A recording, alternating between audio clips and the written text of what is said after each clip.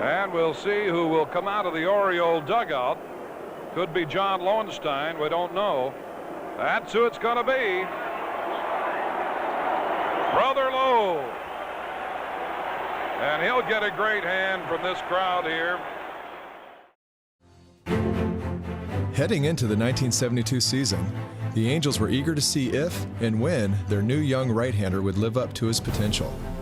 Nolan threw 100 miles an hour. We knew that he was a little bit wild, but we knew that someday when everything clicked, that he was going to be great. Ryan rose to the occasion in his first season with the Angels, winning 19 games and leading the majors in strikeouts with 329. The trade, as it turned out, had created a new star in California. He established a bit of competitive spirit, a spot of dominance that the Angels had never had. Watch out. That type of an attitude was a big thing for the Angels organization, who up to that point didn't really have that meanness or toughness. The Ryan Express steamed through American League lineups, and in 1973, he notched his first no-hitter. That night, when I warmed up, I didn't have very good command or very good stuff. As I went along, inning after inning, I got into a groove and my stuff got better. Ryan, who led the majors in strikeouts with 329 last year, had his first Major League no-hitter. A second no-no followed exactly 2 months later, and Ryan capped off the season by setting a new standard for strikeouts with number 383, coming in his final appearance of the year. Ryan would go on to pitch 2 more no-hitters in an Angel uniform. And when paired with left-hander Frank Tanana, the Halos had a dominant 1-2 punch. Ryan and Tanana were as good as any tandem we've ever had. I thought they were as talented as Koufax and Drysdale. Tanana, he struck him out. You had Nolan coming hard to the right. Now you had Tanana coming hard from the left. Frank was about as dominating a left-hander during that period of time as there was. Curveball got him swinging. There's number 6 for Tanana. With the Angels' arms in order, Gene Autry used free agency to add muscle to the lineup. California's Angels signed free agents Baylor, Joe Rudy, and this man, Bobby Grich. The offense that had been missing throughout most of the 70s, suddenly they were able to put something together. And in '78, the Halos brought back a familiar face to take charge. New manager Jim Fregosi, a tough test for a rookie skipper. Well, I don't know if this is a test for me, it's a test for the whole ball club. What he brought when he came in was a lot of energy and a lot of passion. They also added a career .318 hitter and free agent Lyman Bostock to an improving offense. Lyman Bostock got off to a horrendous start. Lyman offered his paycheck to Mr. Autry. He says, you brought me over here to hit for you, and I'm not, and here's your money back. And Mr. Autry refused to take the check. And he took his check and he donated it to his church. I don't know if that's what took the curse off of him or what happened, but as soon as he did that, he caught on fire. All of a sudden, for the first time, the Angels had a legitimate contender. The Angels stayed in the race until late September, and then, after a game in Chicago, they were hit with tragic news. I was awakened at about 3 in the morning by a knock on the door. It was Brian Downing, and he said, Lyman just got shot and he's dead. And I just said, you gotta be kidding me. We were all in heavy shock, to lose him. Fragosi's team, bolstered by the addition of 7-time batting champ Rod Carew, looked to regroup in '79. Jim, how does it feel to have Rod on your team? Well, one thing, I think it gives us a legitimate hitter in the middle of our lineup. And no one benefited more from Carew's presence than Don Baylor. 1979 just started out as one of those years. Once I got through April, I said, I'm off and running now. With 36 home runs and a league-leading 139 RBI, Baylor was named the American League's MVP. And when we needed a big hit or someone to hit the ball out of the ballpark, Baylor was there. Offensively, we could score with just about anybody. We had a penchant for coming from behind and winning ball games. The fans started yelling, yes, we can. Yes, we can. Next thing you know, the whole house is going, yes, we can. Next day, there's signs, yes, we can. They became the Yes, We Can Angels. We started filling the ballparks. People started believing. And the Angels kept winning. The Cowboys' dream postseason baseball appeared to finally be within reach.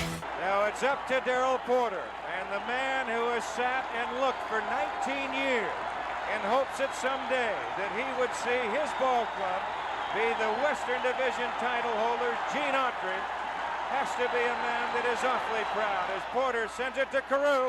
This should do it. He knocks it down. He goes to Tanana. It's tied. It's over. The Angels win. Right, Tanana mobbed by his teammate. Carew, his teammates making their way to the dugout as the Angels, for the first time in 19 years, win the Western Division title of the American League. There's got to be some tears of joy and happiness as throngs of field come onto the field as the Angels back in the clubhouse right away. But the Angels defeat the Royals by a score of 4-3. And it took a gutsy performance by Frank Tanana to do just that. For many times they have been counted out. They have been down to the 9 count, but they have got back off of the floor, and they have said, yes, we can. And as you saw on a banner tonight, it is yes, they will, and yes, they did.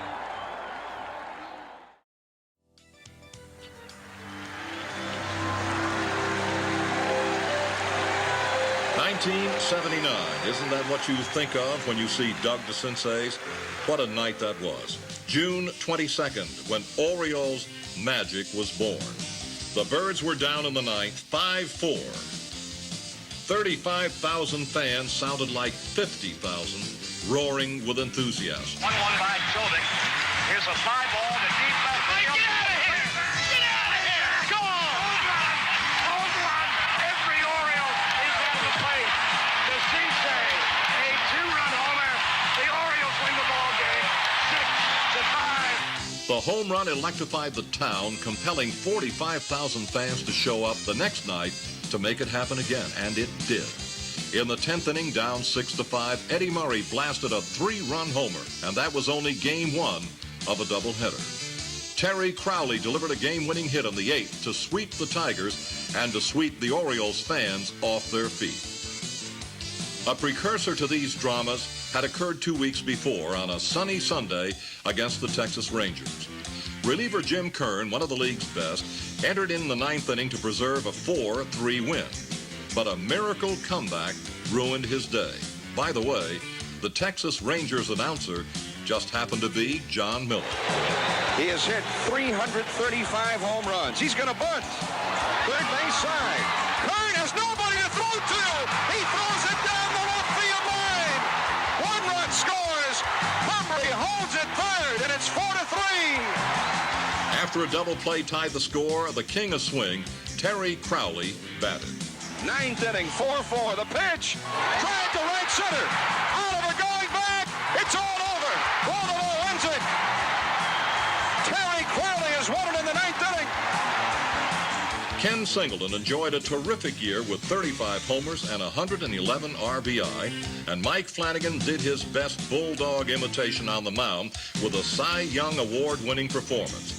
It certainly looked like some kind of secret pact between Flanny and Singleton when 15 of Singy's 35 homers came in Flanny's starts. It's got a chance. It's gone. Standing ovation for Singleton. Another home run in another Flanagan game. The fans in 1979 were amazing. Leading the way was a bespectacled cab driver of ample girth and zeal, while Bill Hagee wore a cowboy hat and orange T-shirt. Like a shepherd, he led his rowdy flock with inspired hosannas as his choir sang.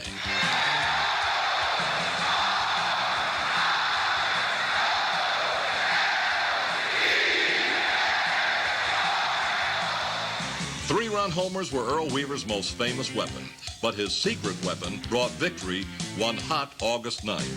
Doug DeCinces led from first base, Eddie Murray from third. Pinch hitter Benny Ayala waited the 2-out, 2-strike pitch from Chicago's rookie southpaw, Guy Hoffman. Here come the runners, and Eddie Murray is stealing home. The game is over. Eddie Murray steals home, and the Orioles steal. The magic reigned, the fans poured, and the Birds soared to the division championship. The address, 33rd and Ellerslie, Memorial Stadium, Baltimore, Maryland. Sellout crowd, 50,000 fans on a 70-degree night for Game 1 of the American League Championship Series that matches the pitching-rich Baltimore Orioles against the top-scoring team in the majors, the California Angels.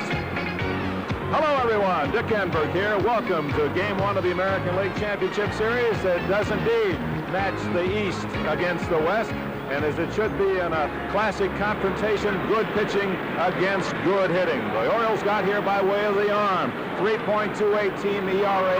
That was a half a run better than the second-best pitching staff in the American League. Meanwhile, the Angels scored more runs than any ball club in the major leagues. Pleased to have with us, and you've enjoyed throughout the course of this baseball year on Saturdays and a couple of World Series, 6 gold gloves back in the trophy case. Wes Parker, and Wes, when they talk of the gold team in this series, everyone likes the Baltimore Orioles. Baltimore looks awful tough, Dick, and they just don't make mistakes. They're so good fundamentally. It's going to be a real tough job for the Angels. They've got Nolan Ryan going tonight. He has to turn in at least one great performance, probably 2, if the Angels are going to win this series. They also have Don Baylor, Bobby Grich. They're 2 leaders throughout this series. They played for Baltimore. They know this park. They know what it's like to be under this kind of pressure. These 2 guys can help them to win. I think Bobby Grich is really ready to have an outstanding series.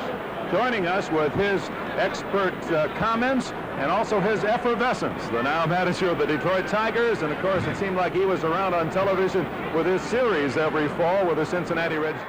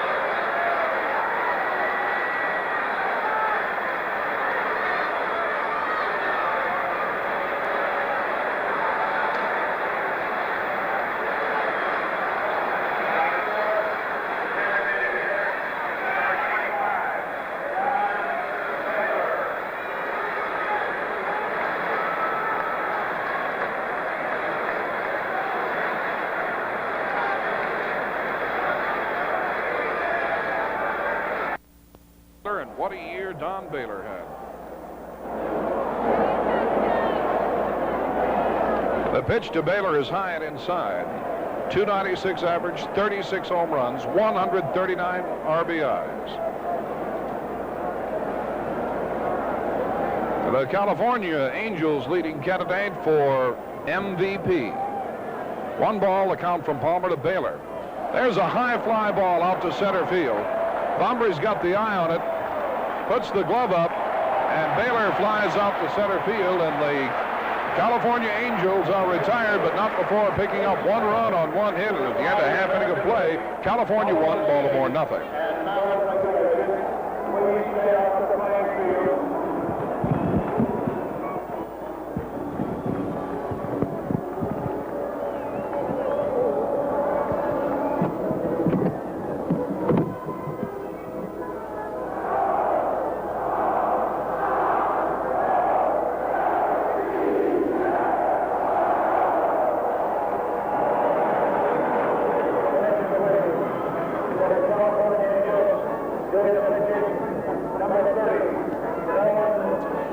If you believe in stats, and this was something we glossed over prior to game time, if you believe in stats, if you feel that the statistics of the past hold up in the present, well, then this will not be a Nolan Ryan night. If you believe, however, that great American League or Major League pitchers like Nolan Ryan rise to an occasion and forget about stats, then this will be a Nolan Ryan night. However, this year in American League play, Nolan Ryan has been a very successful pitcher at home. He has been a very unsuccessful pitcher on the road. 12 of Nolan Ryan's 16 victories have come at the Big A in Southern California. 10 of his 14 defeats have come on the road. He is a 12-winning, 4-losing pitcher at home. He has won 4 and lost 10 away from home. In addition, although Nolan Ryan includes the Orioles among his no-hit victims, Nolan Ryan has not had good stats, has not had a good Major League pitching record against the Orioles. But the guy out of Texas, hard-throwing Nolan Ryan starts this ball game tonight with a 1-0 lead. And Al Bumbry is going to be the first batter to face Nolan Ryan. Here's Al Bumbry against Nolan Ryan. And the first pitch is outside. Bumbry's lifetime average against Nolan Ryan, 116. On the year, Al had 285 with 7 home runs and 49 RBIs. 1 ball the count. Ryan comes home with the next pitch. Swing and a miss by Bumbry. 1 ball and 1 strike the count. Here's the 2-1 delivery to Bumbry. That fastball swung on it, missed again. And I'm telling you, Nolan Ryan can bring it. 3-2, full count to Bumbry. Ryan's next delivery, fastball swung on it, missed, and Bumbry's a strikeout victim.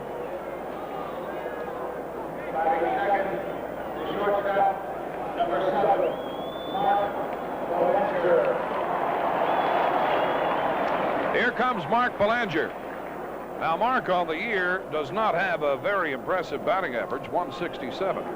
You may ask yourself why Weaver has him in the lineup tonight.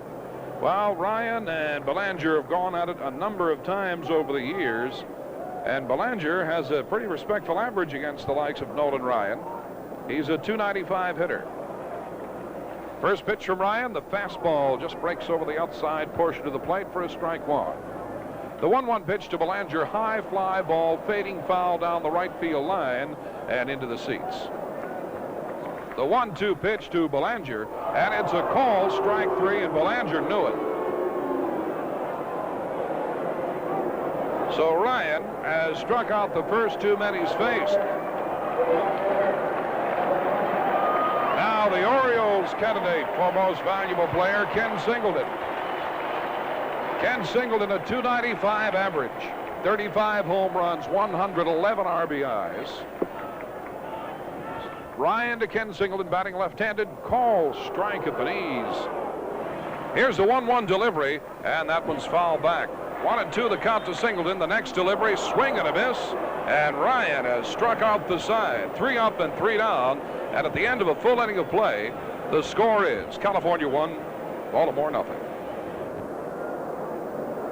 Now for the Angels, in the top of the second inning, it'll be Rod Carew, Brian Downing, and Bobby Grich.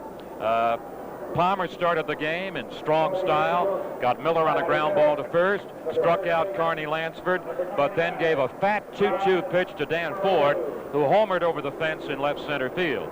Baylor flied to center, and that was the Angels in the first inning. Now here's Carew to start the Angel second inning. Well, Rod Carew finished the year with a .318 average, 3 home runs, and 44 RBIs.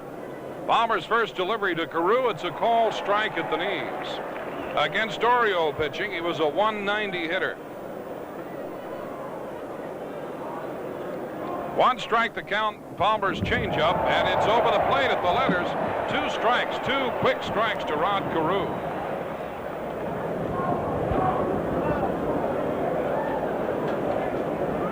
Carew, the left-hander against the right-hander Palmer. Ground ball out to Dower at second. He's up with a throw to first in time, and Carew is retired. First out in the top of the second inning. Here comes Brian Downing, who just had a great year for the California Angels. .326 hitter, 12 home runs, 75 RBIs. Palmer's ready to work to the right-hander with a big open stance, and the first pitch is a called strike.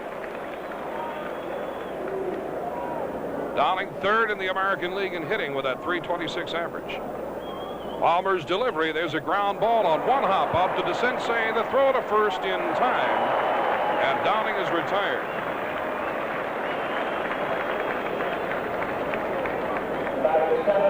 The wind could be a factor in tonight's game. It's been a shifting wind, primarily blowing out to right field. Now, former Oriole Bobby Grich.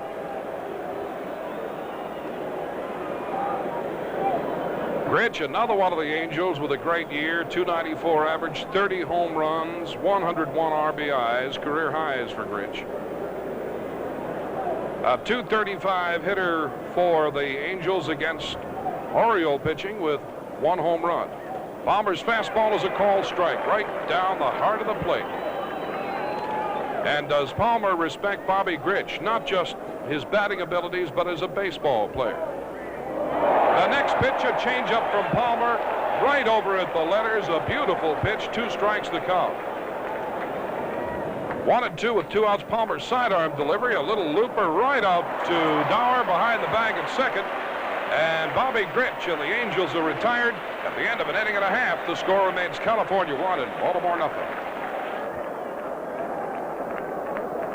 No way you could have a better start than Ryan had in the opening inning.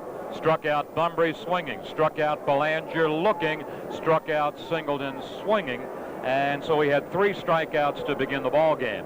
In fact, this year, in 222 innings of pitching in the American League, Nolan Ryan, the league leader in strikeouts, fanned 223. He has 3 already tonight, and in the bottom of the second inning, he'll go after Eddie Murray, Pat Kelly, and Lee May. All right, Tom. And in talking with Nolan Ryan yesterday, one of the Oriole players that he's had his problems with has been Eddie Murray. And Eddie's had a great year against the Angels, a .409 hitter with 2 home runs and 8 RBIs. On the year, Eddie, a .295 hitter, 25 home runs, 99 RBIs. Led this club in hits with 179. Batting left-handed against the flame-throwing Nolan Ryan. First pitch to Murray, that fastball is high and a bit outside, 1 ball and no strikes to count. Eddie will be followed by Pat Kelly. Pat has a home run off Nolan Ryan in his career. Now Eddie Murray steps out. And Lee May. Here's the 1-ball pitch to Eddie Murray.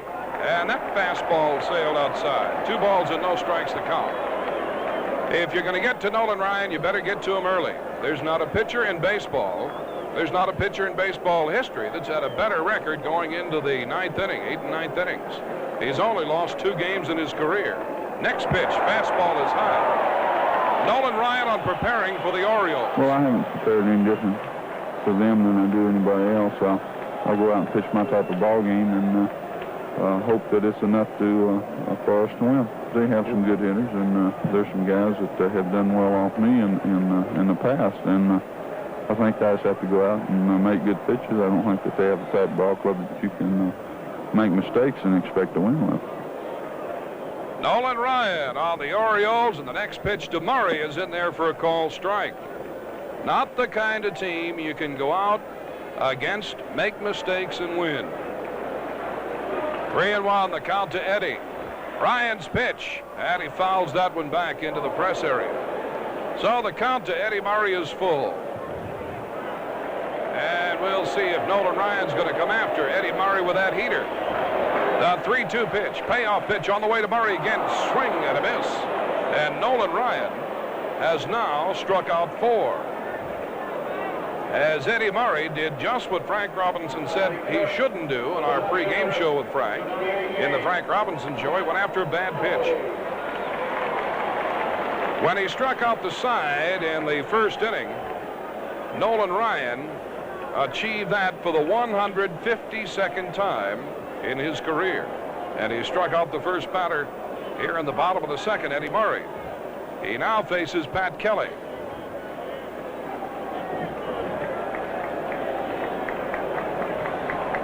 Ryan's pitch to Kelly, it's fouled upstairs. The right-hander on the hill will work to the left-hander Kelly. He's into his stretch, kicks and fires the 1-2 delivery, ground ball out to Bobby Grich. He's up with it. Throw to first in time to Rod Carew, and Kelly is out. And Mr. Ryan has retired 5 in a row.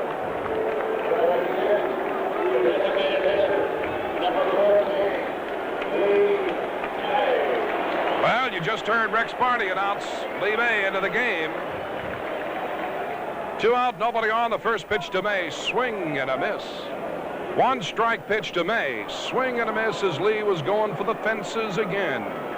2 outs, 1 and 2, the count to Lee May. Ryan's ready to work again. Here's the pitch, and that's outside. 2 outs, 2 and 2, the count to Lee May. Ryan's ready to work again. Kicks and fires to Lee, and he fouls that one back. Right off the scoreboard area where the electronic works goes, the computer behind home plate. 2 out, the 2-2 pitch, and it gets away from Brian Downing, and the count goes full to Lee May. So you got kind of a classic matchup right now. Lee May at the plate, a good power hitter, against the great fastball of Nolan Ryan, if that's what he uses to Lee May in this situation. And he's ready to go to work. Here's the payoff pitch to Lee May. There's a high fly ball out to right field. If it stays fair, Dan Ford is going over, and it's a foul ball. And I'll tell you, that one wasn't fouled by too much. Dan Ford went charging over into the corner, and Nolan Ryan got a break on that one.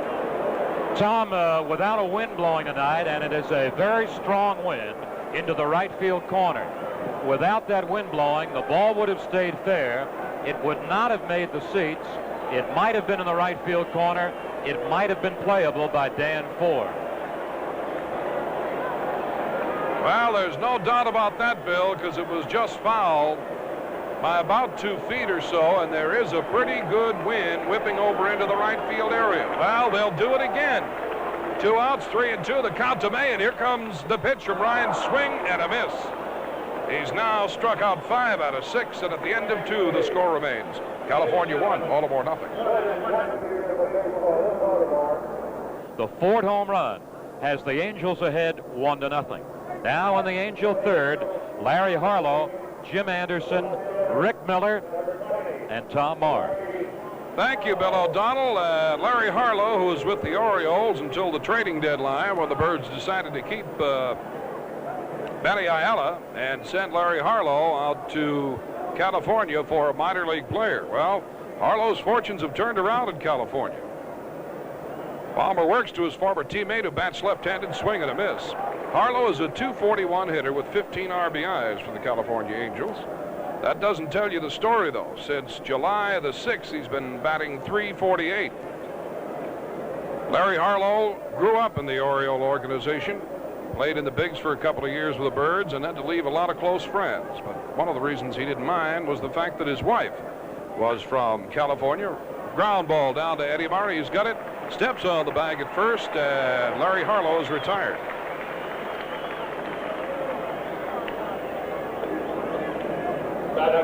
Larry Harlow's wife grew up, and her parents and family still live about 10 or 15 minutes from the ballpark in Anaheim.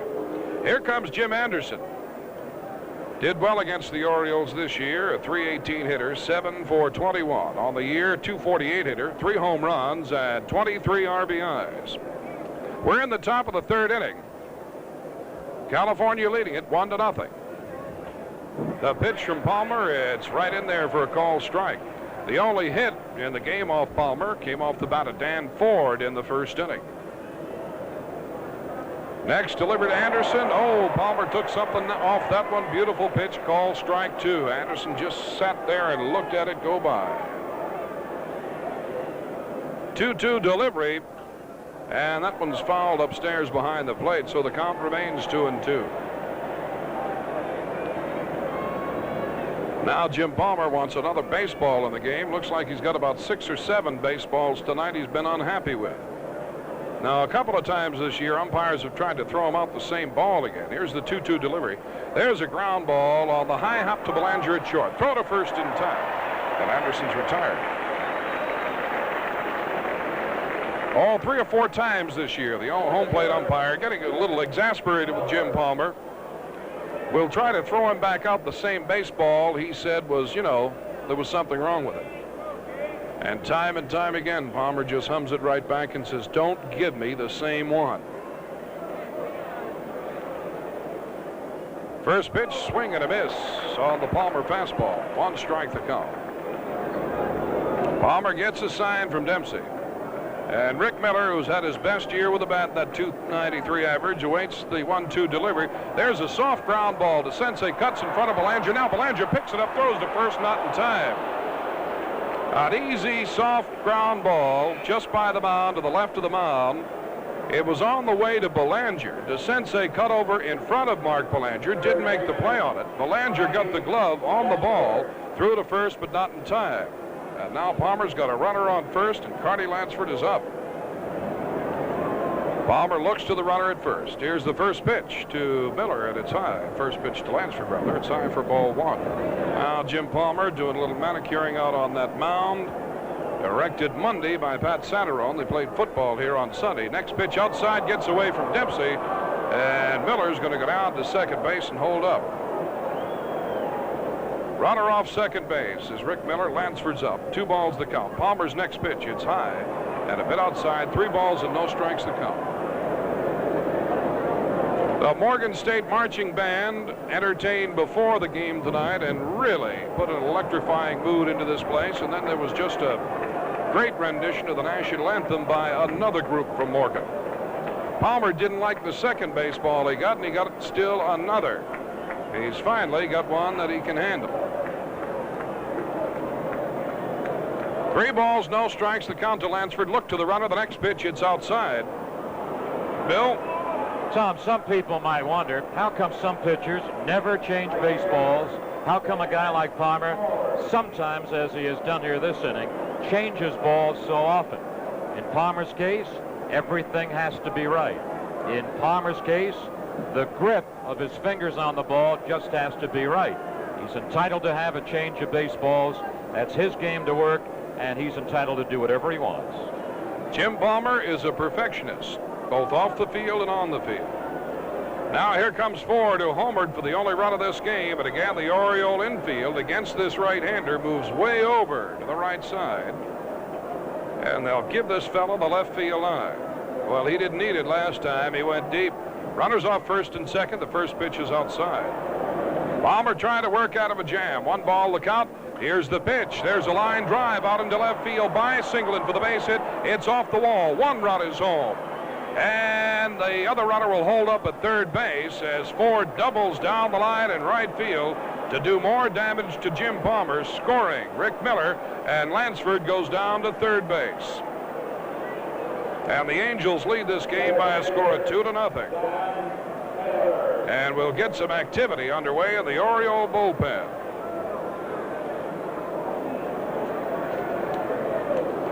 Baylor led the majors this year in runs with 120, RBIs 139, and played in 162 games and has a chance to cash in right here. Angel runners at second and third. Palmer looks third base way. Here's the pitch to Baylor. Ground ball out to DeSensei. The throw to first to Eddie Murray in time. Don Baylor and the Angels are out, but not before coming up with another run on 2 hits, and at the end of 2.5 innings of play, the score remains California 2, Baltimore nothing. Here's Nolan Ryan on the effect of that July injury to the elbow. Well, I feel good about it. My arm's coming around and gets stronger each time out, and so I feel like that I'm ready. I've been able to get my work in, and everything physically has come around, so I'm looking forward to it. Is it as strong as it was before the injury?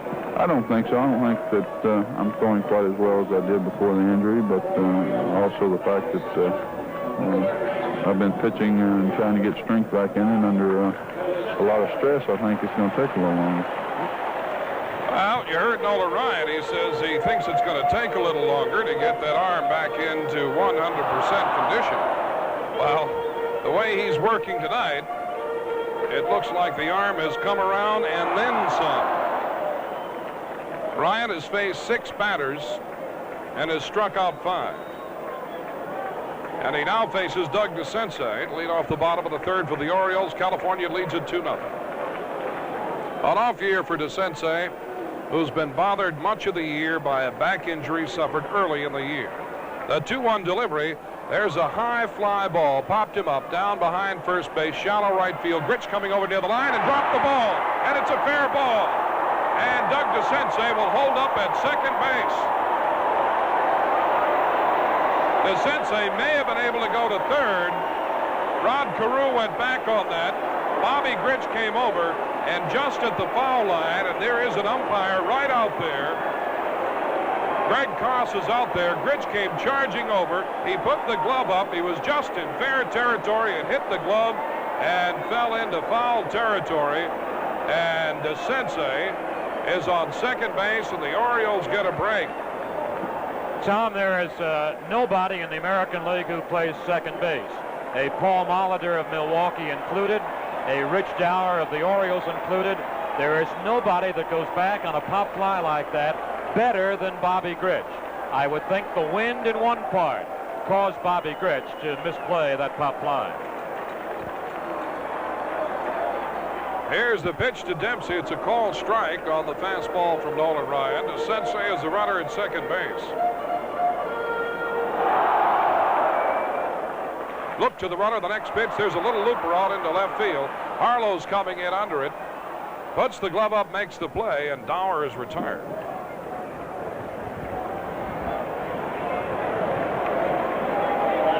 Now here comes Rick Dempsey.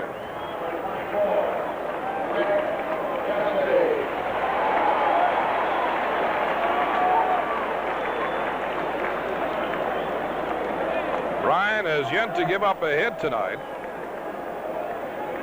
The only runner reaching an error by Bobby Grich, and it's Doug DeSensei out at second base.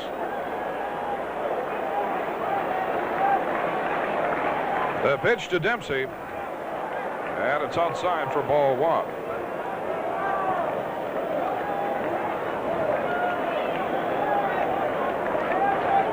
Dempsey only a 185 hitter against California. Next pitch, it's high, ball 2.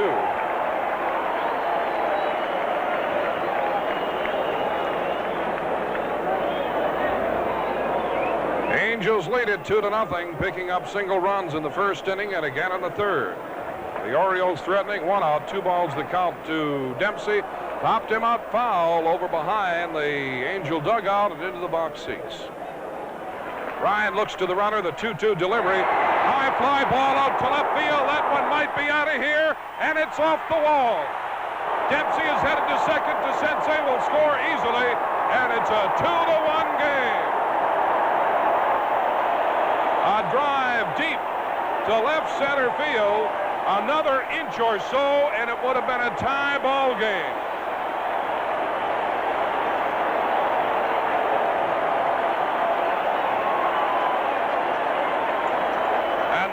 crowd is coming alive.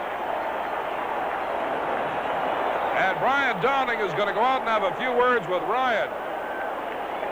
That ball hit one of the poles that holds the fence up. It just missed being a home run. In fact, the wind may have held that one in here. Well, here comes Al Bumbry with a runner at second base. Tom, had that ball been hit the same way to right field, it would have gone out. To left field, it was actually into the teeth of the wind. A look to the runner at second, the pitch to Bumbry, and it's fouled upstairs. So the Orioles are starting to rattle the cage of Nolan Ryan just a bit. Ryan looks to second base at Dempsey, the one-strike delivery, and Al fouls that one into the upper deck. 1-2 the count. Dempsey off the bag at second. Look to the runner. The pitch to Bumbry. Swing and a miss. He tipped it, and he's tagged out by the catcher, Brian Downing. So now there's 2 outs, and here comes Belanger. Belanger struck out his first time up, as did Bumbry and Singleton. As that fell out on the hill, Nolan Ryan struck out the side. Ryan now has 6 strikeouts for the night. The only pitchers with more strikeouts than Nolan Ryan, who has 2,909. Walter Johnson, the Big Train, 3,508. Gaylord Perry, 3,141. And Bob Gibson, 3,117. Next pitch to Belanger. It's a called strike, and Belanger's unhappy with that call. And as Bill mentioned earlier, we're starting to get just a bit of beefing about the calls. Bill? Tom, Barnett's strike zone is normally a small one. It just got a bit larger. It was extended on that pitch. The 2-strike delivery, that's outside, almost gets away from Brian Downing. So the count goes to 1-2. Dempsey off the bag at second. Here's the 2-2 delivery. Line drive out into center field for the base hit. Here comes Dempsey rounding third. Here comes the throw home. Dempsey head first slide. He's safe. And it's a tie game. And Belanger goes into second. And listen to this crowd.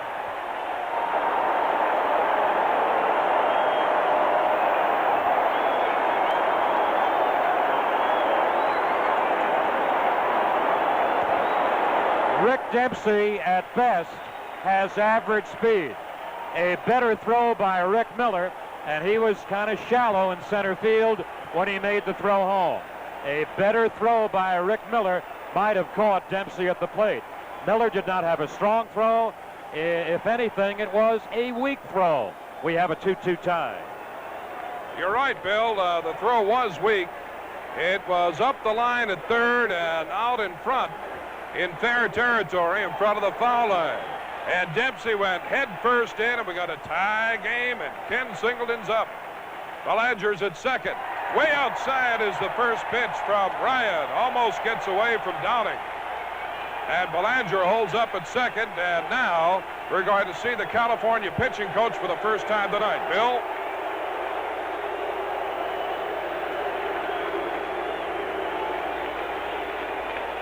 Tom, pardon me for not answering you and chatting right after you immediately, but we just decided, as good as our engineering is here at the ballpark, not to fight the crowd.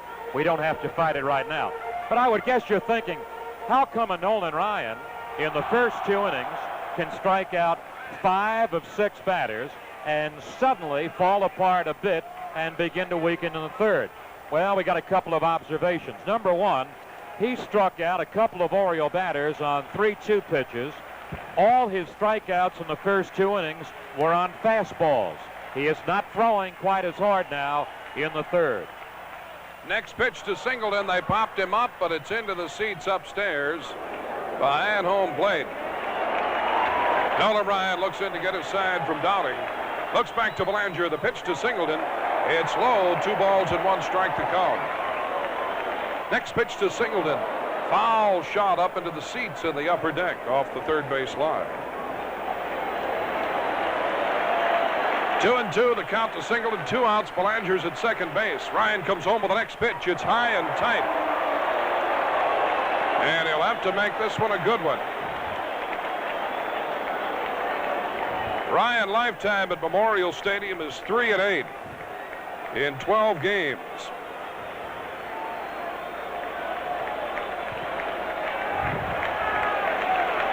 Full count to Singleton. Ryan's next delivery, it's outside. And Singleton walks. And after 2 trouble-free innings, Ryan is having his problems. DeCense reached on an error, scored on a double by DeCense. Bunbury then struck out. Belanger singled home Dempsey, and now Singleton has walked. And indeed, there appears to be activity underway out in the California bullpen. We'll see who's getting up and going out to warm up. Now runners at first and second, and Mr. Ryan has to face a pretty tough customer, Eddie Murray. Eddie struck out his first time up tonight. Runners at first and second. Ryan's first pitch to Murray. It's high. 1 ball and no strikes the count. Eddie had a notion to go for that one, but held up. Just kind of shakes his head in disbelief at the velocity of that speedball. And Mark Clear, who's done an outstanding job, the rookie Mark Clear, is up and warming in the California bullpen. Runners at first and second. 1 ball, the count to Murray. The next pitch, and Eddie fouls that one upstairs. Tom, Clear primarily during the year when he was used effectively in relief was a late inning short reliever. He has been up early in ball games before, but not too often. So maybe it's a bit surprising to see the young kid Clear warming as early as the 3rd inning, but he's up anyhow. Thank you, Bill. Belanger is at second base. Singleton's at first. 1-1 the count to Eddie. Here's the chant, the next pitch, and Eddie fouls that one upstairs. Here's the 1-2 delivery from Ryan. It's inside. No, it's a call, strike 3. Looked to be inside. Eddie's going to howl a bit about it, but he won't change Barnett's expanding strike zone. So at the end of 2 full innings of play, the Orioles have tied it up. They picked up 1 run on 2 hits. And at the end of 2, the score is California 2, Baltimore 2. Well, Rod Carew's going to lead off against Palmer, and here's how Palmer feels about the man who's won the batting title 7 times. Well, I think the key to pitching to Rod Carew is getting the guys out in front of him. He's going to get his hits. There isn't a pitch in baseball that he can't hit. You know, he can bunt with 2 strikes. He can do so many things, and his capabilities are so tremendous that it really doesn't give the pitcher much of a chance. But, you know, even if he hits 350, that means I'm going to get him out, I guess, 65 out of 100 times. And hopefully tonight he'll hit some balls, and if he hits them hard, hopefully he'll hit them at people. Well, so far, he's only hit 1, and he hit it at somebody, and Jim Palmer hopes he keeps it up. Palmer facing his old nemesis, Rod Carew. And Rod Carew had a lot of praise for Jim Palmer in his book, Carew. Very interesting book. First pitch to Rod Carew. It's a call strike. We're moving into the top of the 4th inning at Memorial Stadium in Baltimore, the American League Championship Playoff Series. Here's the 1-strike delivery to Rod. That one bounced on the ground out in front of the plate, right on by Dempsey and back to the screen. Now he shakes Dempsey off. Get another side. Here comes the 1-1 delivery to Rod Carew. There's a line drive base hit down into left field. It's off the wall. Kelly will pick it up, and Carew is going to go into second with a stand-up double. Now Jim Palmer, once he has a runner like Carew on. I think the biggest plus that I see for me is that I have Rick Dempsey catching me, and as far as I'm concerned, he throws better than anybody in the American League. And you know, my job when I get a guy on is number 1 to hold him close, but also get rid of the ball quickly. And when I do that, we have a good chance of throwing anybody out because Rick throws so well. And you know that Rod Carew has been successful stealing 3rd base against Jim Palmer, at least according to Palmer. So now Carew leads off the 4th with a double, and Palmer will have to work to Brian Downing the 2nd time tonight. And here's the pitch to Downing. There's a ground ball to Dower at second. He'll throw to Murray covering, and Carew goes down to 3rd with no problem at all. Tom, in the game summary that might be in the newspapers tomorrow morning or in the box score, that's another 0 for 1 at bat for Brian Downing, another ground out to second baseman Dower. But really, it's more than that. Downing gave himself up completely. decided that he could hit Palmer's stuff to the off side of the field, the right side of the field, and what he did was get Carew to third base. That's what he wanted to do, and he succeeded.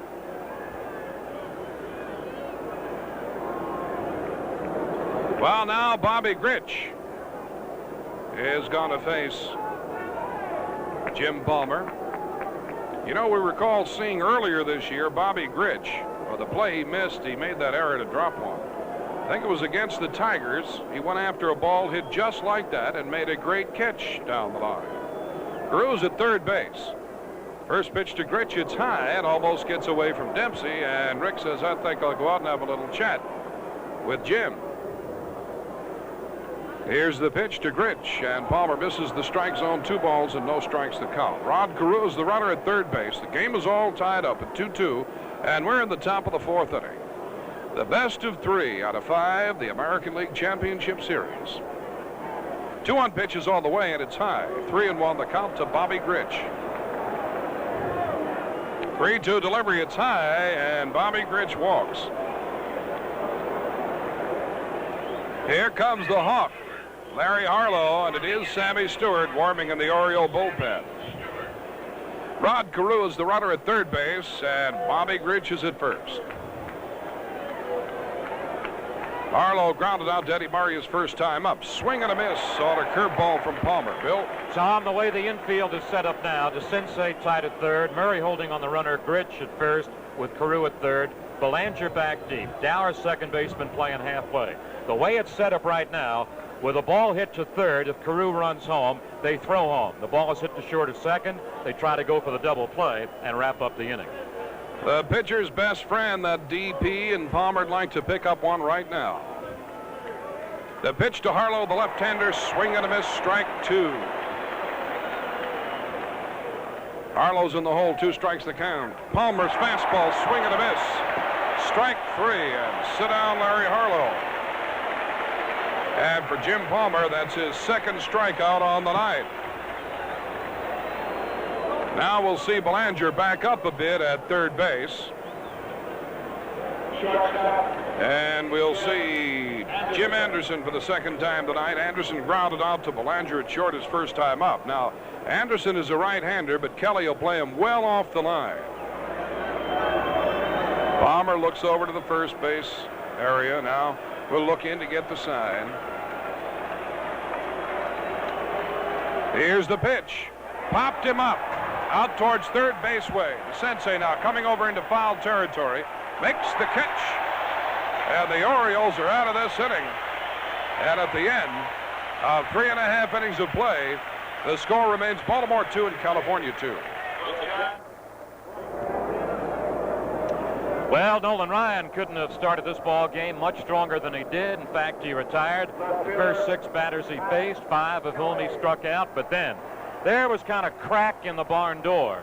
And the barn door opened when Bobby Grich dropped the pop fly inside the right field line off the bat of Doug DeCinces. That came last inning. The Orioles eventually scored twice to tie the game. Okay, Tom. And here's Pat Kelly against Nolan Ryan for the second time tonight. Here's the 3-1 delivery to the Orioles leadoff batter, and he walks.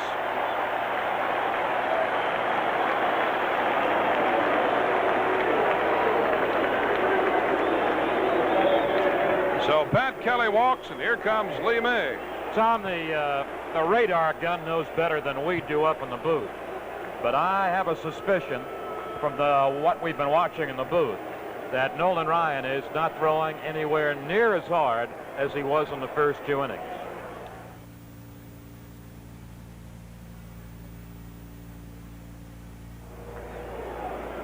This fellow's gone deep quite a few times in his career. Since 1966, he has hit 343 home runs for the Cincinnati Reds, the Houston Astros, and the Baltimore Orioles. Kelly off the bag at second.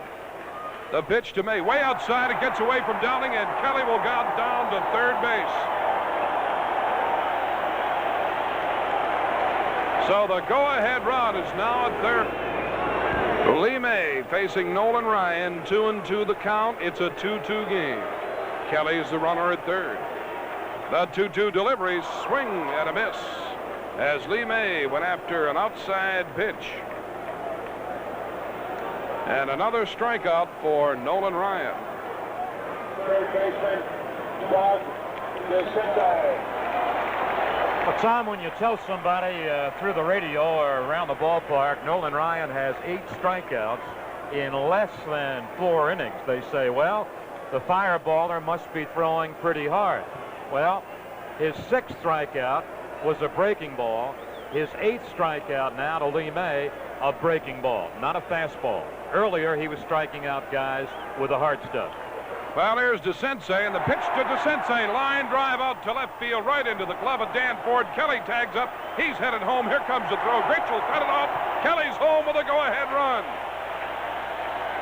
So DeCinces whacks Ryan's first pitch, a line drive out to Dan Ford, and the heads-up play of Pat Kelly. He headed right for home. Tom, Doug DeCinces just did for the Orioles what Brian Downing did last inning. Downing with a runner at second base, beat a ground ball to the right side. He wanted to get his bat to the right side. He did that to advance the runner. DeCinces just did the same thing this inning, but even more productively. All right, Bill, and the first pitch to Dower is a ball, and the Orioles have picked up a run without benefit of a hit.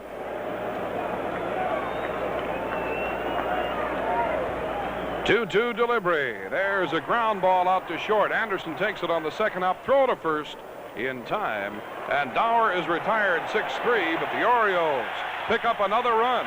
And at the end of 4 full innings of play, the score is Baltimore 3, California 2. Rick Miller. Well, here comes Rick Miller to face Jim Palmer. As Bill mentioned, Palmer has a 1-run lead. The Birds lead it 3-2. Pitch to Miller. They popped him up. Shallow fly ball, actually, out to left field. Kelly's getting under it, puts the glove up, and Miller is a quick out as we get underway in the top of the 5th inning. Third baseman, Carney Lansford. And here comes Carney Lansford. Struck out his first time up and walked in the 3rd inning. Got all the way to 3rd, but did not score. Palmer to Lansford. High fly ball out to left center field. Pat Kelly's going back, waving off Bumbry, and Kelly makes the catch just in front of Al Bumbry, and another out. So Palmer faces 2 men and gets him in a hurry. Both to Pat Kelly in left field. Kelly waved off Al Bumbry. He kept yelling, "I've got it, I've got it." Put the glove up. Bumbry was right behind him with his glove ready just in case Kell had a problem with it. And here comes Dan Ford. He accounted for the first run of the game in the 1st inning. Right fielder, Dan Ford. Palmer's pitch to Ford. It's a call strike. And the strike zone that time extended a bit for a California player. 1 strike delivery on the way from Palmer. And the changeup is right in there at the letters for a call strike 2. Palmer's pitch, ground ball out to Dower at second. He's got it, chest high hop, throw to first in time. And the California Angels are out 1-2-3. And at the end of 4.5 innings of play, the score, Baltimore 3, California 2. Well, here comes Rick Dempsey, one of the Oriole heroes so far tonight, to face Nolan Ryan as we get underway in the bottom of the 5th inning with the Orioles leading by a score of 3-2. To take you the rest of the way, here's Bill. Thank you, Tom, and hello again, everybody. Dempsey against Ryan. Here's a fly ball, pretty well hit, deep to right field. Ford is on the warning path. Ford with about 2 steps to spare. Ford makes the catch in deep right field.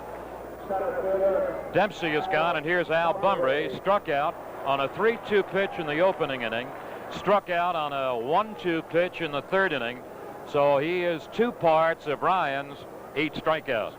A ground ball to 3rd base, and up with it cleanly is Lansford, and then he throws out Bumbry. A ground ball right at Lansford. Lansford to Carew, 2 away. Well, the greeting is for Mark Belanger. It was Belanger who ripped a base hit to center in the 3rd inning to drive in that inning the tie run. The irony of the Orioles scoring in the early innings is the fact that a 167 batter, a 230 batter, and a 239 batter have been the producers. Here's a high fly ball towards left center field. Harlow with an easy play, advancing and makes the catch for the final out. In the Angels' 6th inning, Don Baylor will lead it off. At the end of 5, Baltimore 3, California 2. And here's Palmer on Don Baylor.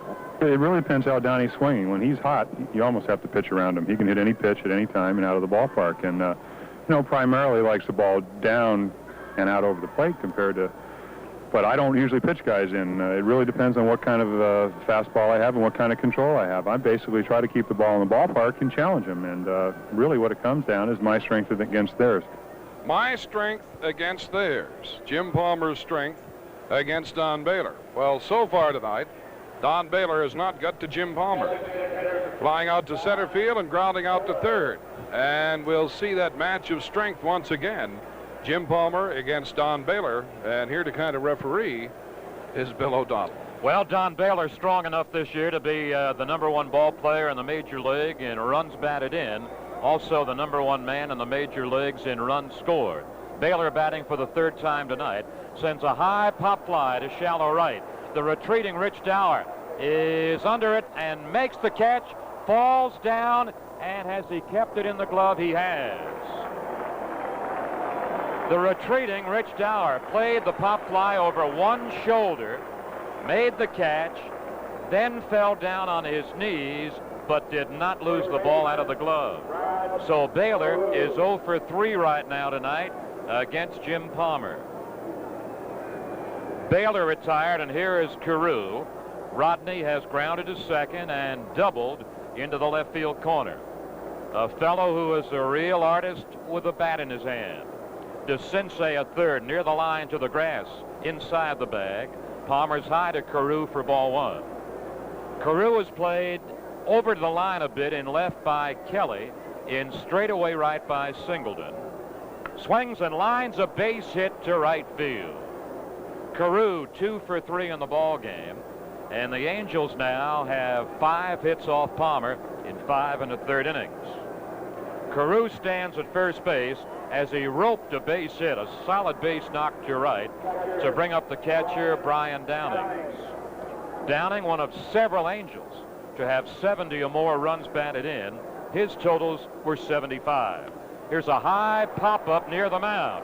DeCinces charging over behind the mound, makes the catch to the first base side of the mound and came pretty close to colliding with Eddie Murray. Murray was standing to the right slope of the mound, off the grass. DeCinces came behind Palmer, came up near the top of the mound, then drifted to the first base side of the mound, made the catch, and breezed right by Murray, and came close to knocking him over. But he makes the play, and that's out number 2. Bobby Grich, one of the 3 Angels to drive in over 100 runs. Bobby drove in 101, Baylor 139, Ford 101. The Angels skipper, Jim Fregosi, has said the most gratifying thing that happened to the Angels this year was the comeback play of number 4, Mr. Grich. Here's a bluff move by Palmer at the lead of Carew. Carew went back to the bag, now moves off again, and now goes to the outfield end of the bag and came close to coming off the bag as Palmer threw to Murray.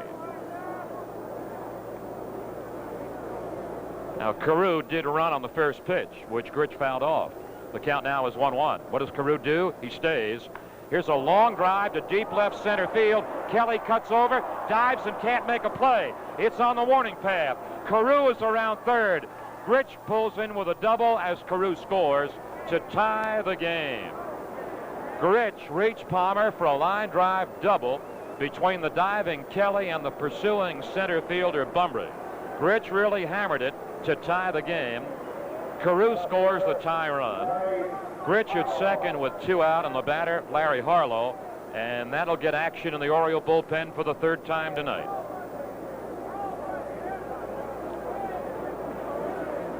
One nothing California first inning. 2-0 California third inning. 2-2 when the Orioles scored 2 in the third. 3-2 Orioles when they broke ahead in the fourth. Now the Angels tie the game in the sixth. Palmer looks back to Grich, and here's a swing and a miss to Harlow. It was simply no contest between Palmer and Harlow when the Hawks struck out in the fourth inning with 2 on and 1 away. Swing and a miss. He could not reach the high hard one. 2-2 the count. Swing and a miss. Harlow down on strikes for the second straight time in the middle of the sixth inning. Baltimore 3, California 3. And now as we go to the bottom of the sixth inning, this game all knotted up at 3 apiece. Ken Singleton is going to face Nolan Ryan. And Ken Singleton can't remember getting a lot of hits off Nolan Ryan. But Kenny will frankly admit that he remembers a lot striking out against Nolan Ryan.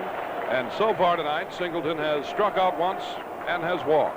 And we go back to Bill O'Donnell. Bill? Tom, it's sometimes difficult to tell what are telling signs in a pitcher's performance. But the fifth inning was the only inning in which Ryan did not strike out a batter. His first pitch in the bottom of the sixth inning, way outside to Singleton, whom he struck out in the opening inning and then walked in the third inning. 2 balls, 1 strike to Singleton. Fly ball well hit deep left field. Harlow's on the warning path and runs it down in left field. So Singleton flies to deep left, flying to the opposite field as a left-hand batter. Eddie Murray, the batter, struck out on a high fastball in the second inning, struck out again in the third inning. He was strikeout number 4, strikeout number 7 against Ryan tonight. Ryan has now retired 7 in a row since giving Kelly a walk in the fourth inning. He is on the outside corner, strike 1. 1 out, nobody on. Here comes Ryan to Murray, strike 1. A changeup lined foul outside the line at first base. That's one of the few times tonight that Ryan has thrown an off-speed pitch to a batter. But he has Eddie fooled a little bit, and he's ahead, strike 2. Now, all you people know what a great credit Eddie Murray has been to the Orioles with a bat in his hand. But he has really given them better defensive play than he's given credit for. Strike 2 pitch. Low and away. 1 ball, 2 strikes. Inside, drives Murray completely out of the box. Inside, a borderline pitch. 3 balls, 2 strikes. Pitch is way outside, ball 4. That pitch completely got away from Nolan Ryan. He has now walked 3 batters in 5 1/3 innings. He led the American League in strikeouts with 223, far more than Ron Guidry of the Yankees and Mike Flanagan of the Orioles. Guidry had 200, Flanny had 190. And we think about Flanagan, of course, and think ahead also to tomorrow afternoon when Mike Flanagan opposes the Angels and opposes David Frost. Murray, a lead run at first base, will be held by Rod Carew with 1 out. Kelly has bounced out, walked, stolen a base, scored a run. Ryan works. Here's a line drive hit to left field. Murray will advance to second base. The pitch was a little bit outside, and Pat Kelly wound up a wise hitter. He didn't try to pull the outside pitch against the likes of Ryan, throwing 90 miles an hour or better. He went right with the pitch and roped it to left field. Kelly at first, Murray at second. 1 out, and the batter is Lee May.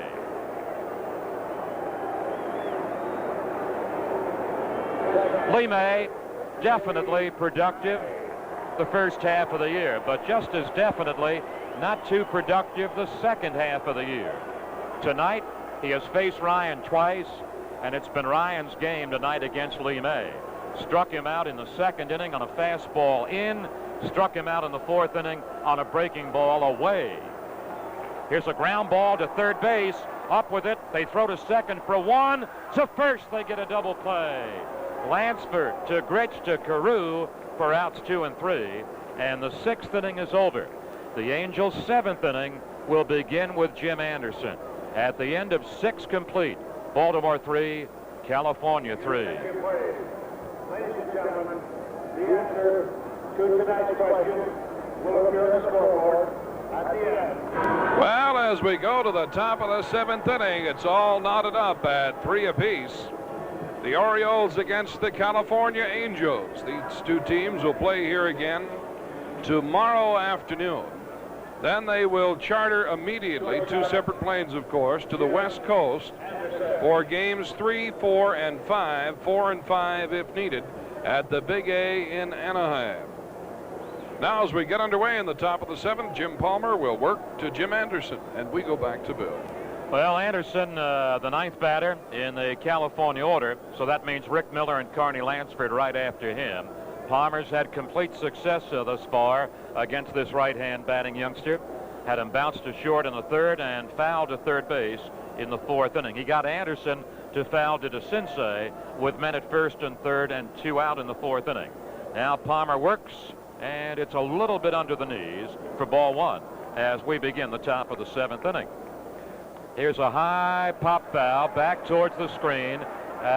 Dempsey is there right by the screen, makes the catch. He didn't have too much room, but he got to it. So Anderson has fouled out to Dempsey for out number 1. Here's the center fielder, Rick Miller. His .293 batting average this year, his career high in the major leagues, even though he was out about 5 weeks in June and July with a broken hand. Strike outside corner, knee high to this left-hand batter. Strike again outside corner. This one was letter high. Palmer's first pitch, knee high outside corner. Palmer's second pitch, letter high outside corner. A 1-2 offering by Palmer. Here's a fly ball to left field. Kelly retreating and runs it down within about 2 strides of the warning path in left field.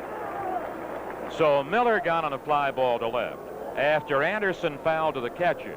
Now the Angel third baseman, and that's Carney Lansford. This fellow was tied for 4th in the American League in base hits. And he's a fellow that also will surprise you with his power. He'll be played over to right field by Singleton, even though he's a right-hand batter. Palmer's first pitch is spun high for ball 1. Check swing, bounding ball to Palmer's glove side. He's up with it. Palmer quickly to first for the last out. That's as good an inning as Palmer has had tonight. In the middle of the 7th inning, more than 50,000 beginning to rise with a tie. Orioles 3, Angels 3. Doug DeCinces, the leadoff batter for the Orioles in the bottom of the 7th, still all knotted up at 3 apiece. Bill? Well, if there was such a thing as the biggest hit of the season, here might be the guy who had it. DeCinces takes a breaking ball, strike 1 from Ryan. That came the 22nd of June when he had the 9th inning, game-winning 2-run homer off the Tigers' Dave Tobick. And did this place go mad that night? Strike 1 to DeCinces. High breaking stuff now. Ryan a little bit annoyed the way he threw that pitch and where he threw it. Check swing, slow ground ball towards third base. Lansford picks it up, throws just in time. Just in time. Jim Fry is going to take on Ford, the first base umpire. Also, first base coach Jim Fry is going to take on Ford, and manager Earl Weaver is going to take on Ford.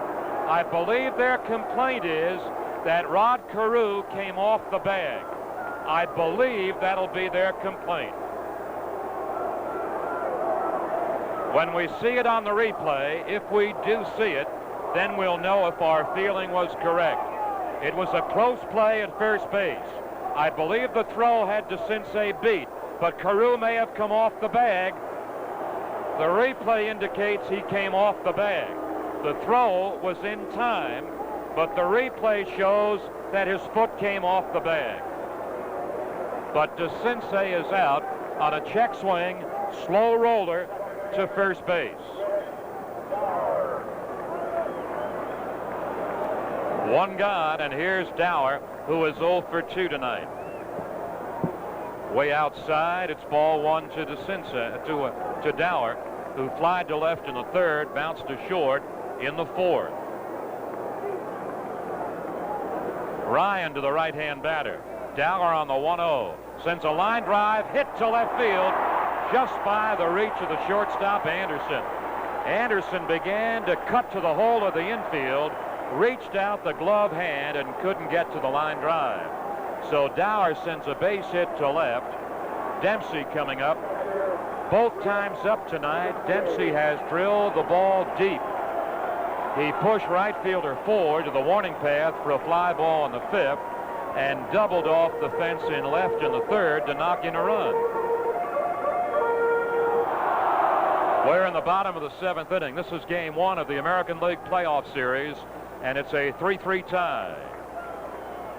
4 hits, 3 runs off Ryan in 6 and a third innings. Dower's got an average lead at best at first base and goes moving back to the bag on a throw there by Ryan. There is no activity in the Angel bullpen. They've had action there twice before tonight with right-hander clear up both times. Now the pitch coming. Strike with a breaking ball knee-high to Dempsey. Well, Dempsey was kind of sitting back and waiting for the fastball, and he got Ryan's breaking pitch instead. So Earl Weaver in the dugout has to make a decision. Will he run Rich Dower from first to second with 1 out on a 3-2 pitch to Dempsey? Dower only has average speed. Ryan leaning way over to gain a sign, straightens and sets. What does Dower do? He runs. The pitch is hit high to center field. On comes Miller, makes the catch, chance for a double play, throw back to first. It is there for a double play. Miller caught the fly ball a bit to right center field, and when he was catching it, Dower was near second base. Miller caught the ball, Dower turned around, retreated back to first base, but not in time, and gets doubled off. Miller to the first baseman, Carew. So at the end of 7, Orioles 3, Angels 3. Well, Jim Palmer and Nolan Ryan, the Baltimore Orioles and the California Angels in a tie. 3-3 as we go to the 8th inning, and Palmer's got to face the fat part, the heavy part, the power part of the Angel order. Dan Ford, 2 RBIs tonight with a home run and a run-scoring double. 21 home runs for the year. Followed by Don Baylor with 36 home runs for the year. And then Rod Carew, who's 2 for 3 tonight after a .318 season with the bat against the league. Here's Don Baylor, who's been unsuccessful tonight against Jim Palmer, 0 for 3. Baylor has flied to center, bounced to third, and popped to second. Palmer winds and works. Strike hand high to Don Baylor. The only time that Baylor was in a batting slump this year was in June. That's when he had a bad hand. At one stretch, he was 0 for 27. The rest of the year, or at least most of the year, he was hot. Strike one to Baylor. A breaking ball bounced to deep third near the foul line. DeCinces is up with it. The long, strong throw is in time. Baylor hit a foul line hugger down the line at third base, and DeCinces deep behind the bag came up with it. Baylor is out. Ford was out before him. Now here's Carew. Carew, after grounding out in the second inning, doubled to left in the fourth, singled to right, and scored the tie run in the 6th inning. So it's hard to figure out, not just from game to game, but from one batting appearance to another, where Rod Carew will hit ground balls or hit line drives or get base hits. This fellow is the best pure hitter in the American League for sure. He might just be the best pure hitter in the major leagues. The veteran right-hander to the good bat of Carew, 2 balls, 1 strike. Carew lines another base hit. This one drops into right field.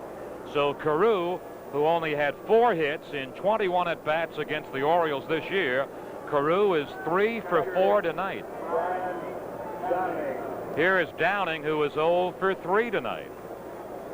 Now he's got that wide open stance. He's got the good look out to Palmer. The runner goes. The pitch is on the inside corner. The throw is to second. Carew is out. Dempsey to Dower, and it was no contest. Carew is out, stealing, and that's the final out. Now Downing will be the first batter in the top of the 9th. Bunbury will be the first batter in the bottom of the 8th. At the end of 7.5, Orioles 3, Angels 3. His ERA 5.51. He's 8-4 on the year. This is his 56th appearance this year. Has 7 saves coming out of the California bullpen. 134 innings pitched. He's given up 141 hits, 17 home runs. He struck out 66 and walked 56. And he has not faced the Orioles this year. Bill? John Montague throwing low, ball 1. Montague to Al Bunbury in the bottom of the 8th inning. Montague spent most of the year with Seattle and joined the Angels in late August. He's winding and working. He has got strike 1 call to Bunbury. Bunbury was hitless against Nolan Ryan, striking out twice and grounding out another time.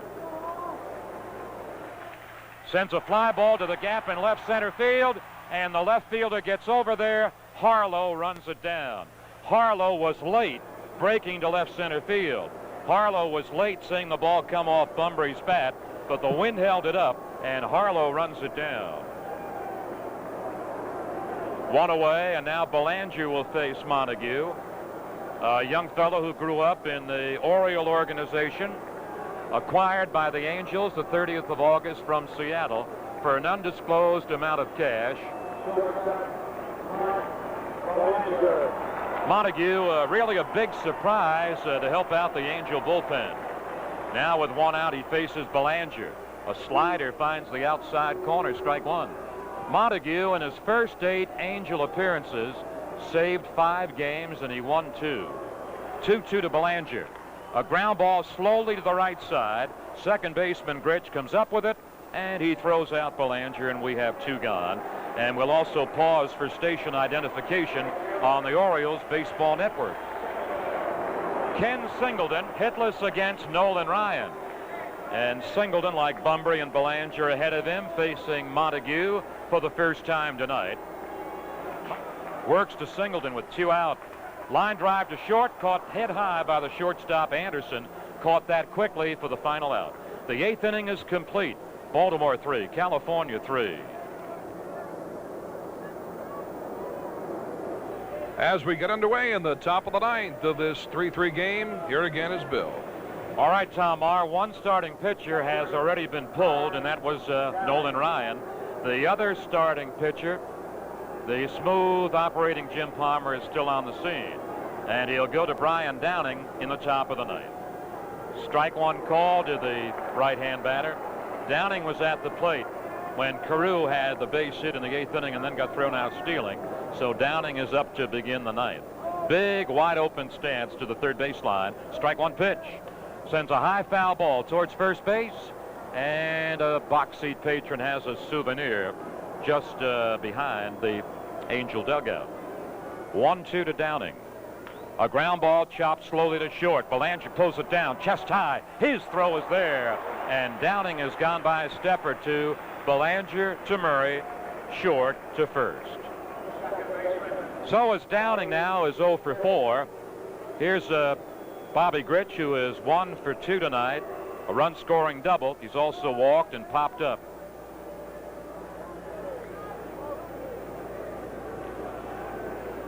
I guess there are 2 American League players in particular who had outstanding comeback years.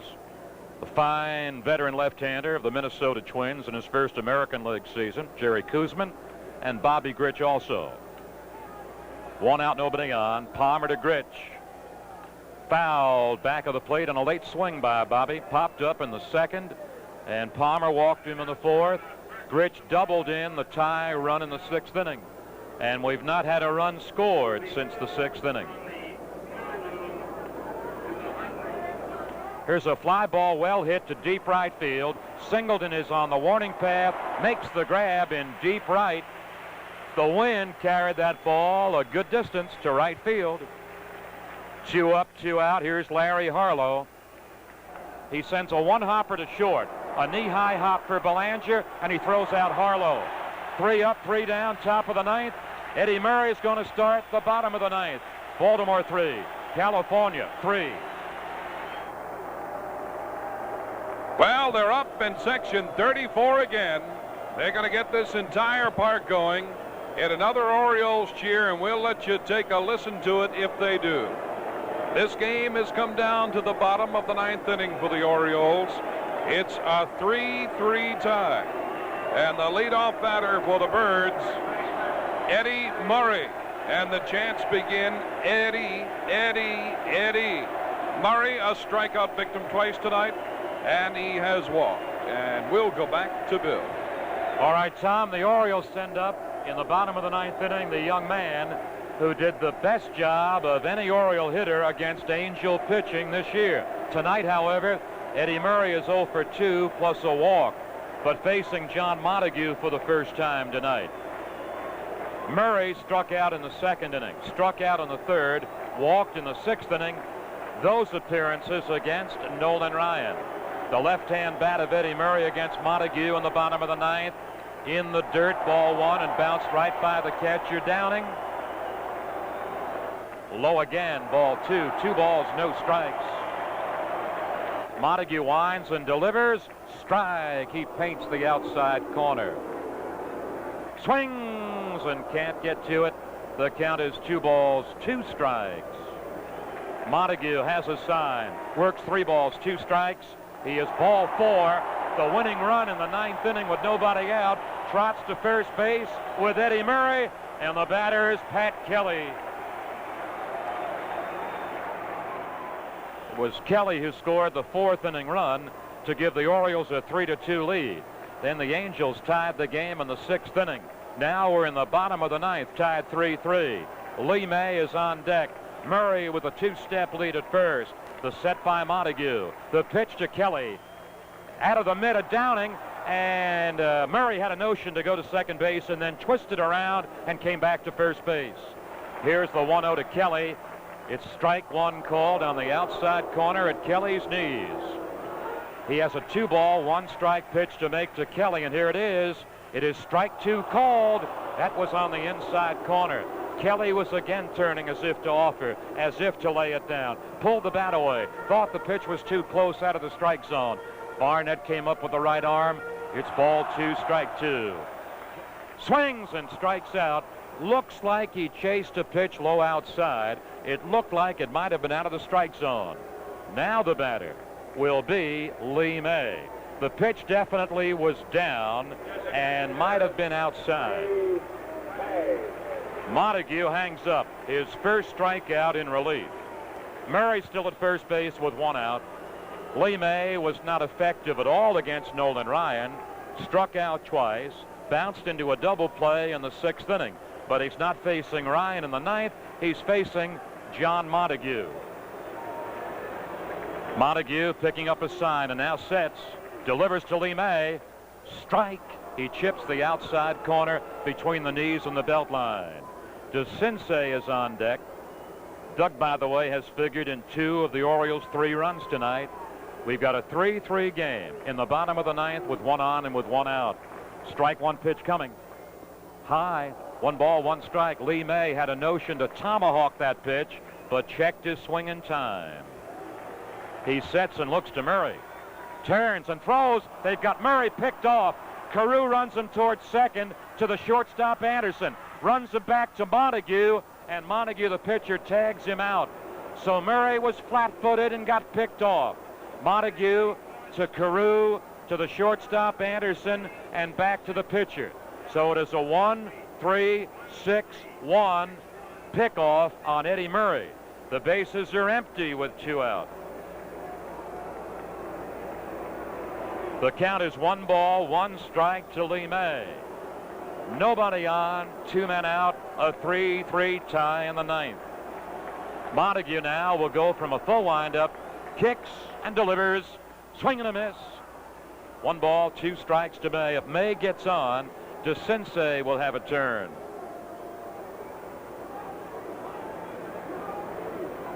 Orioles in postseason play down through the years have always had great success.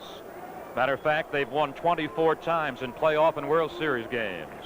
1-2 to May, low outside, a 2-2 count. In playoff games, the Orioles have won 12 of 18. In World Series games, they've won 12 of 21. Here's the 2-2 offering to May.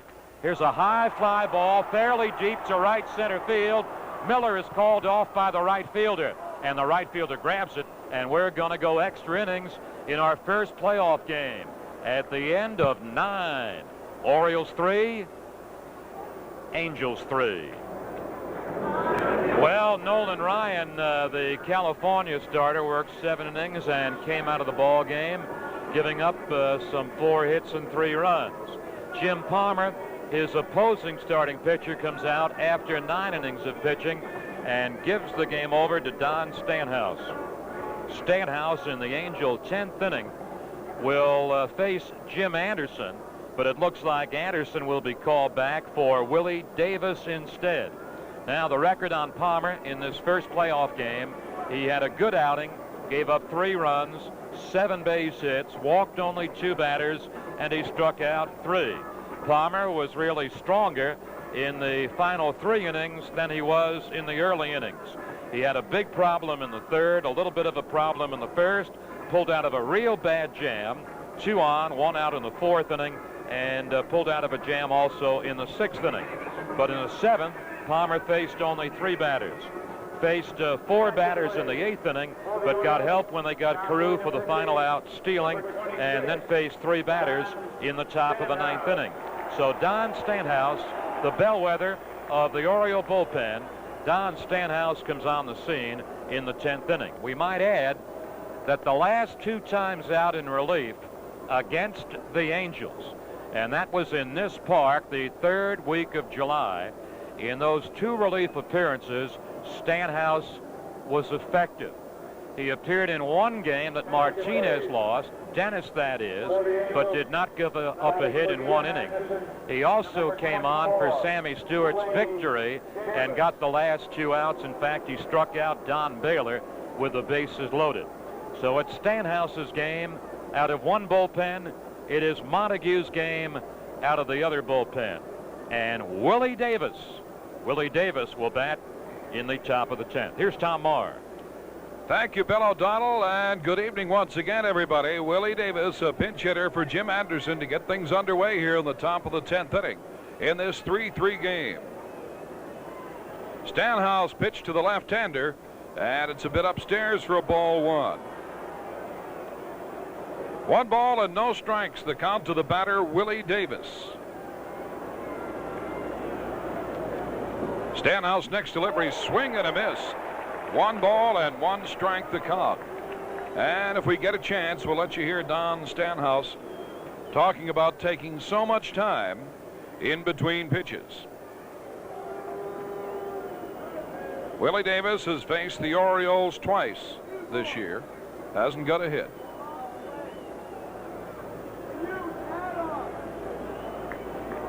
One and one the count. Stanhouse's next pitch, and that one's foul back on the screen. 1 ball and 2 strikes the count. I believe it was Willie Davis that was up in the 9th inning in California on that Sunday, July 8th. And he hit a shallow fly ball out to Lowenstein and left for 1 out. Then Lowenstein nailed the runner trying to come in from 3rd to preserve an Oriole victory for Scott McGregor after the Orioles had lost 5 in a row, 3 in Texas and 2 in California. Here's the 1-2 delivery to Davis. That's high and outside. It was also, Tom, Willie Davis, that Oriole fans thankfully remember for the 1966 World Series, when in 1 ball game he dropped 2 fly balls and also committed a throwing error. 3 errors in 1 game. The on-deck batter is Rick Miller, all tied up at 3 apiece. Stanhouse again taking a lot of time. He's got the sign from Dempsey. He'll work the 2-2 delivery. There's a ground ball out to Belanger at short. Marks up with it. Throw to first in time. Just gets there to get the speedy Willie Davis. Davis was flying down that line at first base. And Belanger made the throw to first to get him by about a half a step. So there's one out in the top of the 10th for the California Angels, and here's Rick Miller. He got an infield hit and scored the second run of this game in the third inning. Struck out his first time up. No, that's Lanford, excuse me. He grounded out his first time up, then got the infield hit. Here's the pitch to the left-hander from Stanhouse. He's low with a fastball. 1 ball and no strikes the count. In the 5th, flew out to left field and did so again in the 7th. 1 ball delivery is on the way, and it's foul back into the seats behind home plate. They won't say get that fan a contract. They might say get that fan a compress. A scorcher into the seats, and so far we can see that somebody took a beating from that one. Someone was hit by it, and now attendants are going to that fan, and they're calling for some help. 1 out, 1-1 pitch on the way. There's a ground ball behind the bag at second. Belanger's got it. Throw to first in time. And Miller is retired as Belanger handles a couple of chances here in the top of the 10th. And that's going to bring up Carney Lansford. Struck out his first time up against Palmer. Then walked, flew out to left, and grounded out to first. Grounded out, rather, to the pitcher. Pitcher to first base. 1-2 delivery. High fly ball out to center field. Right center field. Bumbry's under it. Makes the catch. And that's all for the Angels in the top of the 10th. So at the end of 9.5 innings of play, the score remains Baltimore 3, California 3. In the bottom of the 10th inning now, against Virginia-born John Montague, it'll be Doug DeCinces, Rich Dower, Rick Dempsey, and Tom Marr. Thank you, Bill O'Donnell. And Doug DeCinces has figured in a couple of the Oriole runs tonight. He reached on an error in the 3rd inning and later scored on a Rick Dempsey double, and a sacrifice fly to right field scored Pat Kelly from 3rd in the 4th inning. He is also grounded out, and now in the 10th he faces Montague.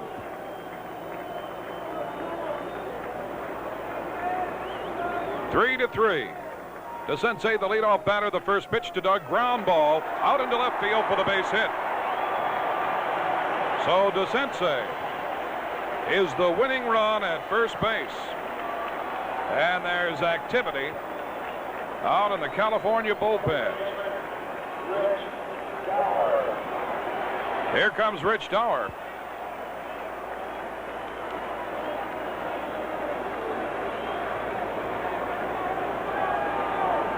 Dower singled in the 7th inning, but then got caught after Dempsey flew out to center field, and Dower, trying to get back from second, was caught. LaRoche and Don Ossie up and warming in the California bullpen. 14 game-winning RBIs for Dower. The look to DeCinces. He squared the bunt, but the pitch was outside. 1 ball and no strikes the count. And Lansford at third and Carew at first were charging down the line. Bert Campaneris is now the Angel shortstop. Again, Dower squares the bunt up the first base line. It's a good one, and Carew will tag out Dower, and DeCinces goes into second.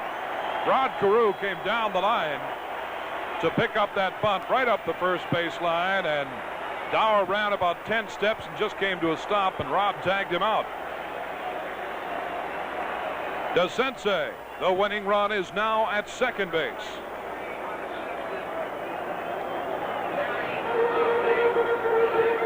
And here comes Terry Crowley.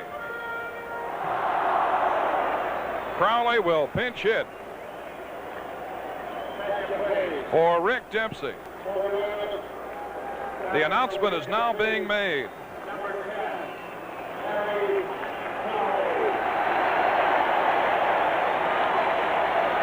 Since returning from Rochester in August of 1977, he's batted .333, 31 for 93 as a pinch hitter. He now has a .301 lifetime average in that capacity. As an Oriole, 55 for 183, and lifetime with Baltimore, Cincinnati, and Texas, .271. As a pinch hitter this year, he's a .275 hitter with 1 home run and 5 RBIs. Terry Crowley at bat.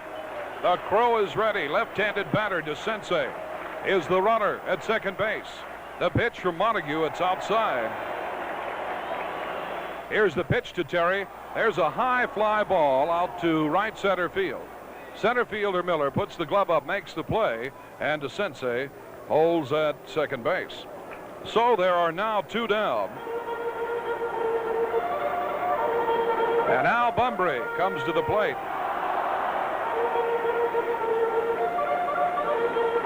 Nolan Ryan had Al Bunbury's number tonight.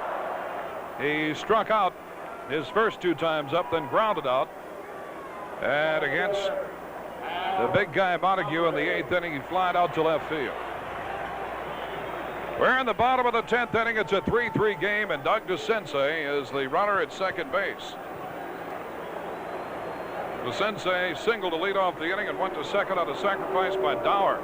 Now they're going to pitch out. They're going to intentionally walk Al Bunbury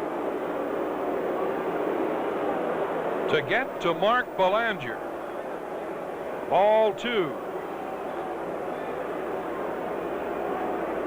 And we'll see if the Fregosi strategy will pay off. Of course, the winning run is at second base, and they just as soon get around to Al Bunbury to get to Belanger. Now Belanger is being called back, and Earl Weaver has the move. And we'll see who will come out of the Oriole dugout.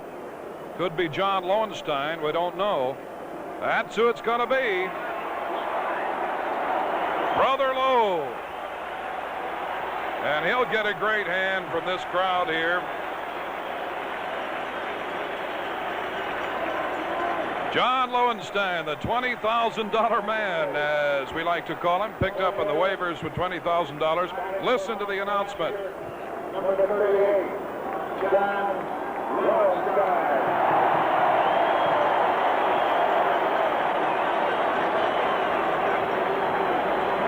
He's a member of the Oriole Grand Slam Club this year. Very impressive credentials. 11 home runs, 34 RBIs, 16 stolen bases. Tom Lowenstein, one of the funny guys on this Oriole ball club, but one of the dry, humored guys. The fellow who doesn't stand on ceremony. When asked a question like, what do you think about the playoffs? He said quickly, the payoff. That's what I like. The payoff. Sounds like a guy who lives in Las Vegas, doesn't it, Bill? Yeah, it might be him. And it is John. Well, he's got a chance to make the payoff big right now. He also played in 5 different positions for the Orioles this year defensively, including a stint at third base against the Tigers. The pitch to Lowenstein, check swing foul ball down the first base line. He hit his second career grand slam in the 3rd inning on July 24th in the second game of a doubleheader off Odell Jones. Tom, Lowenstein the last couple of months kind of snake bit. He had the ligament tear of one ankle against the left field fence. The other day, matter of fact, it was over the weekend at Cleveland, beat a foul ball off the other ankle, and just now that check swing foul ball came off his foot. Runners at first and second. The pitch to Lowenstein, and he pops that one foul upstairs down the third baseline. August 9th against Milwaukee, he severely sprained his left ankle, and he was placed on the 15-day disabled list. He may have tried to come back a little too soon off that. A very painful injury, but he's got a very high pain threshold. Runners at first and second. Lowenstein sends a high fly ball down the left field line, and it's off the top of the wall. Home run! It's a home run for John Lowenstein! Just gets in there, and the Orioles win game 1 of this 5-game series. Lowenstein rounds third base. He's grabbed by Earl Weaver. He's headed home, and the entire Oriole team is there. That ball was hit down, high fly ball down the left field line, and it hit the top of the wall and came back, and the umpire down in left field gave the sign that it was a home run, and the Orioles have performed another miracle on 33rd Street. They defeat California by a score of 6-3 to take the first of the best of 3 of this 5-game series. The game-winning RBI goes to John Lowenstein. That's it. Final score, Baltimore 6, California 3. Bill will be back with a wrap-up in a moment.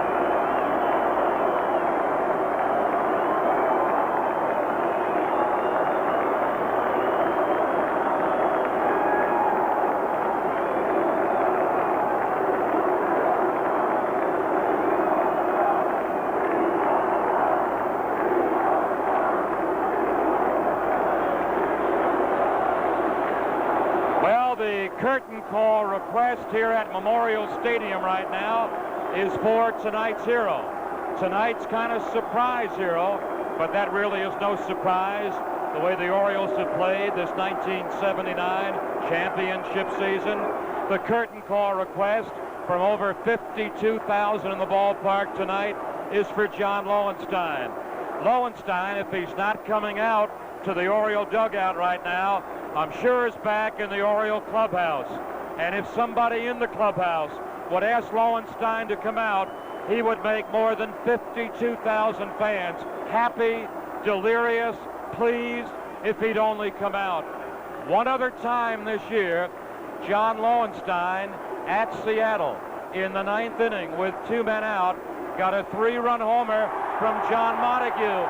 Here is Lowenstein coming out to answer the request for the curtain call. Lowenstein is out.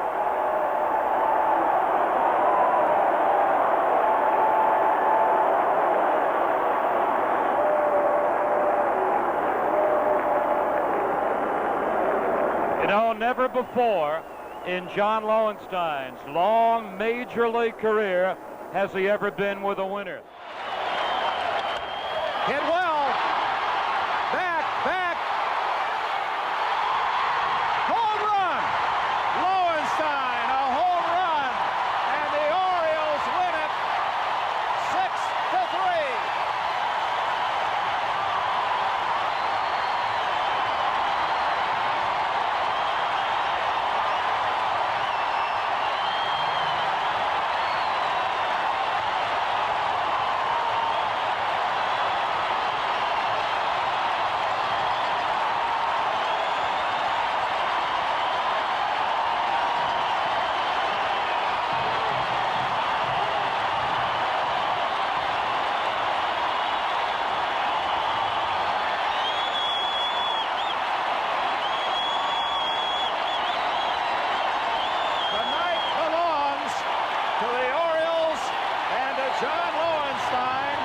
Told you he has increasing power. 2 strikes, hit one just there. It looked as if it went in the first row, and the